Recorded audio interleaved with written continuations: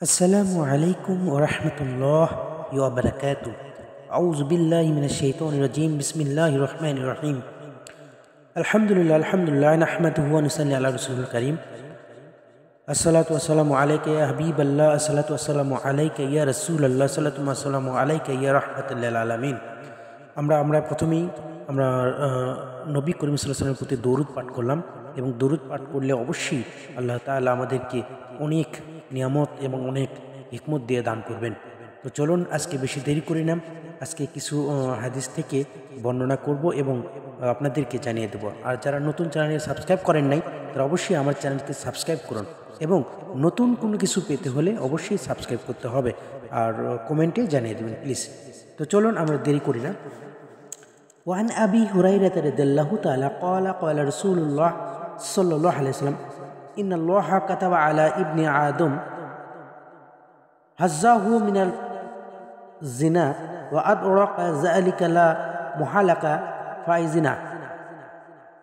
محالة فزنا والعين والنزور والزنا واللسان والمنتقب والنفس تمنى وتشتهي والفرج ويصدق ذلك ويكذب মুত্তাফিক আলাইহ।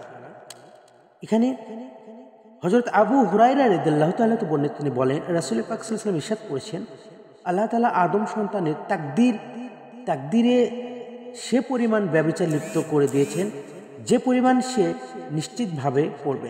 অতএব চক্ষুর ব্যভিচার হচ্ছে দৃষ্টিপাত করা, জিহ্বার ব্যভিচার হচ্ছে কথা বলা আর মন আকাঙ্ক্ষা করা, আর যৌনাঙ্গ তাকে সত্য বা মিথ্যা প্রতিপন্ন করে।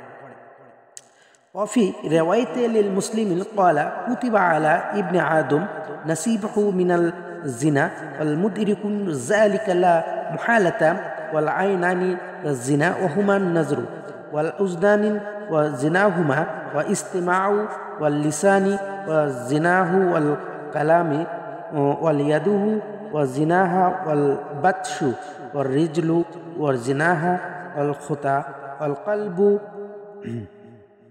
يهبيه ويتمنى ويصدق ذلك فرج ويكذبه।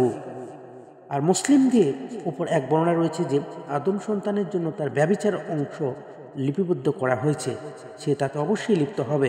চক্ষুদ্বয়ের ব্যভিচার হলো দেখা, কর্ণদ্বয়ের জেনা হলো শ্রবণ করা, আর জিহ্বার ব্যভিচার হলো কথা বলা, হাতের জেনা হলো ধরা, পায়ের ব্যভিচার হলো চলা ও মন কামনা আকাঙ্ক্ষা করা, আর যৌনাঙ্গ তাকে সত্য অথবা মিথ্যা সাব্যস্ত করা। এই হাদিস দ্বারা বোঝা গেল বনি আদমের যে প্রত্যেকটি যেটা আল্লাহর পক্ষ থেকে তার নিকট আমানত, এগুলো দ্বারা পাপের যে বিকাশ ঘটালে আমানতের খেয়ানত হবে।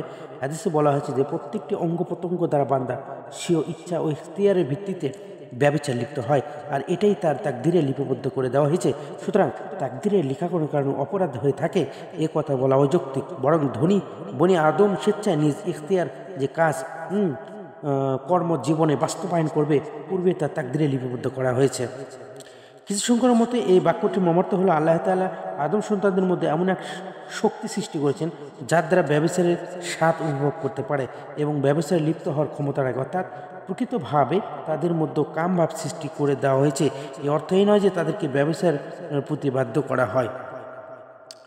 ইনশাল্লাহ এই হাদিস দ্বারা বোঝা গেল যে অবশ্যই প্রত্যেকটা চোখের জিনা, হাতের জিনা এবং পায়ের জিনা এবং বিভিন্ন যে জিনা আছে এগুলো থেকে আল্লাহ পাক আমাদেরকে জিনা থেকে রক্ষা করুক এবং সেই অনুপাতে আমাদের হাদিসের উপর আমল করা তৌফিক দান করুক। ও আখিরি দাওয়ানা আলহামদুলিল্লাহি রাব্বিল আলামিন। আসসালামু আলাইকুম ওয়া রাহমাতুল্লাহি ওয়া বারাকাতুহু।